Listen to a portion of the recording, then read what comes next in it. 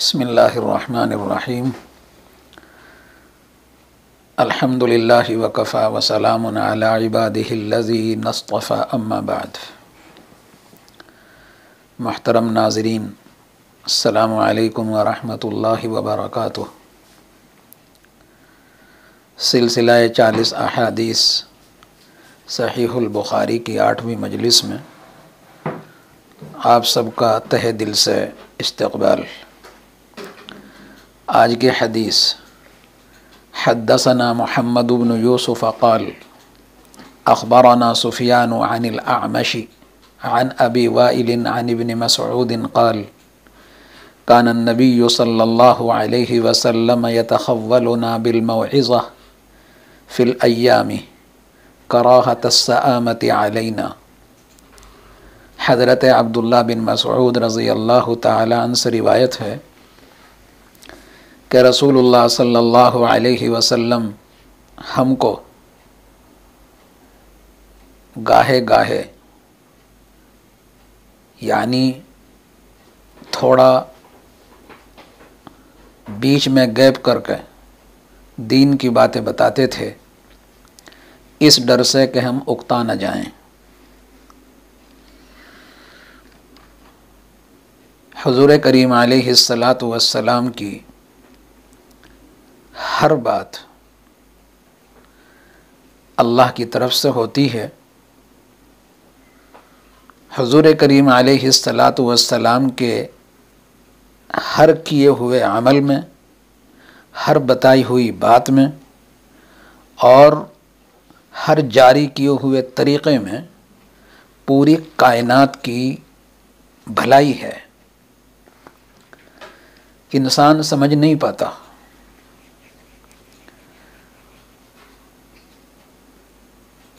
हर इंसान ये सोचता है कि शायद मेरा तरीक़ा अच्छा है, दूसरा सोचता है कि मेरा तरीक़ा अच्छा है, लेकिन अक़ल सलीम इस बात का मशवरा हर इंसान को ज़रूर देती है अगर थोड़ा वो गौर करे संजीदगी के साथ कि हमारे लिए बेहतरीन तरीक़ा वो हो सकता है जो अल्लाह की तरफ से, खालिक की तरफ से, उसके पैगंबर रसूल के ज़रिए हम तक पहुँचा है।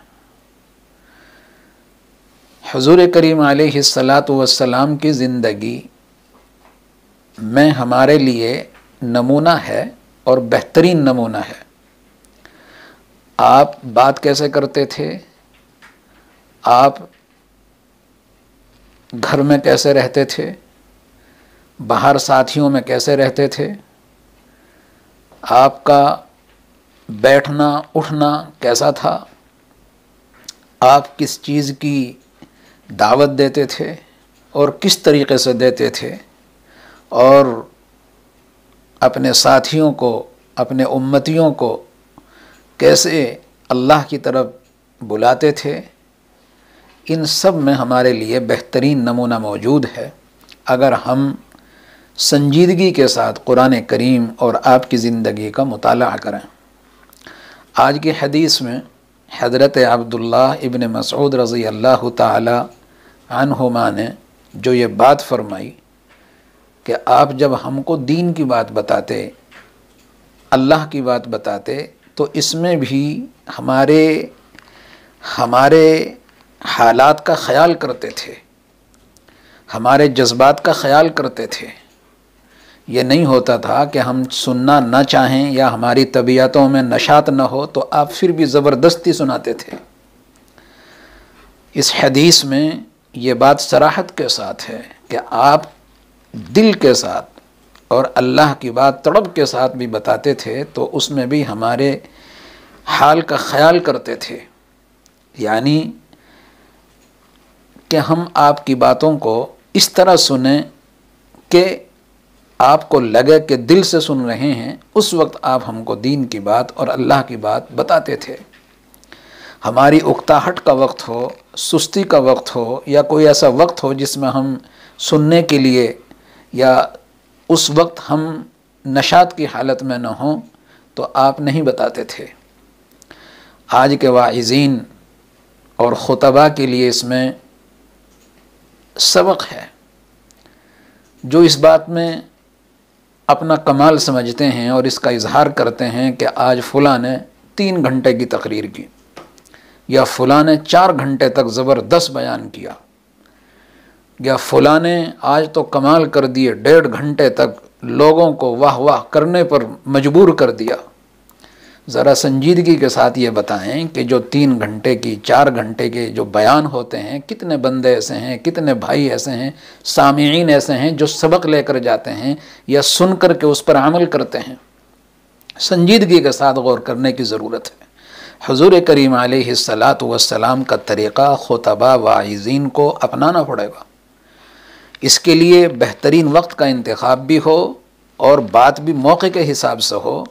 जो हाल हो, जो हालत हो, जो बात कहनी है, जिसका तकाज़ा है, उस बात को बड़े खूबसूरत अंदाज में, मुख्तसर अंदाज में कह दिया जाए, उसका असर पड़ता है।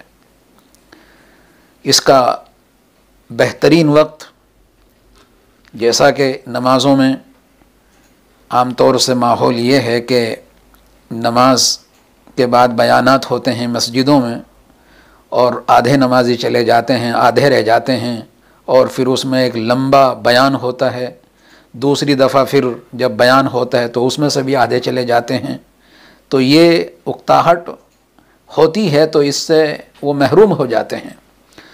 इसका बेहतरीन तरीक़ा ये भी हो सकता है, जैसा कि असर की नमाज़ होती है या फ़जर की नमाज़ होती है, एक हदीस बयान कर दी जाए, हालात के हिसाब से, मौके के हिसाब से सही हदीस पढ़ करके किसी आलिम की तरफ से, फाजिल की तरफ से, जानने वाले की तरफ से एक हदीस पढ़ दी जाए, उसका मुख्तसर से तर्जुमा करके उसका मफ़हूम समझा दिया जाए, 5 मिनट के अंदर, 10 मिनट के अंदर ये बात हो जाए, तो उम्मीद है कि दूसरे वक्त अगले दिन फिर वही नमाजी ज़रूर बैठेंगे सुनने के लिए और उनको ये पता होगा कि कल हमने ये सुना था, आज हम फिर सुनते हैं, ताकि उस पर अमल कर सकें। इसका बड़ा असर पड़ता है। हुज़ूर करीम अलैहिस्सलातु वस्सलाम की ज़िंदगी पढ़ें, जो बात आई फ़ौरन सहाबा को बता दी। सहाबा किराम फ़ौरन सुनते थे, उस पर अमल करते थे।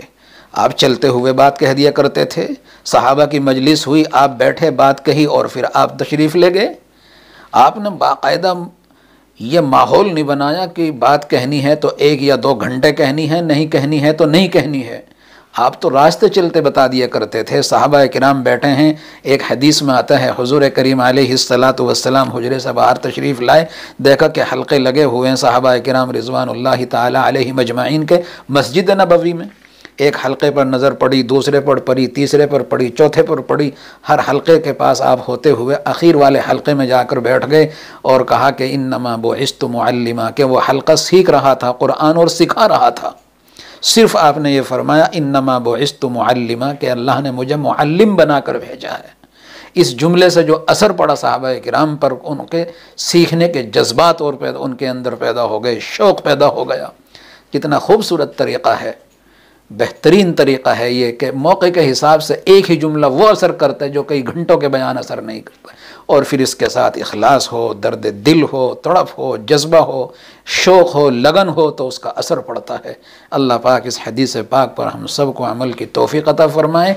जो हमारे भाई, हमारी बहनें दीन की बातें बताते हैं या बताती हैं, ये बड़ी सआदत की बात है। वो इसका ज़रूर ख़याल करें कि अपने सामने जो मजमा है या आने वाले हैं, आने वाली हैं, उनका ख़याल करें और इख्तिसार के साथ अपने मजमों में बातें करें, ताकि जब दूसरी दफ़ा उनको बुलाया जाए तो वो नशात और चुस्ती के साथ आएँ और यह एहसास करके आएँ कि हमारा ज़्यादा वक्त नहीं लिया जाएगा। इंशाअल्लाह इसका ज़बरदस्त असर पड़ेगा। अल्लाह पाक हम सब को अहादीस मुबारका पर अमल की तौफ़ीक़ अता फ़रमाए। व आखिर दावाना अनिल हम्दुलिल्लाहि रब्बिल आलमीन।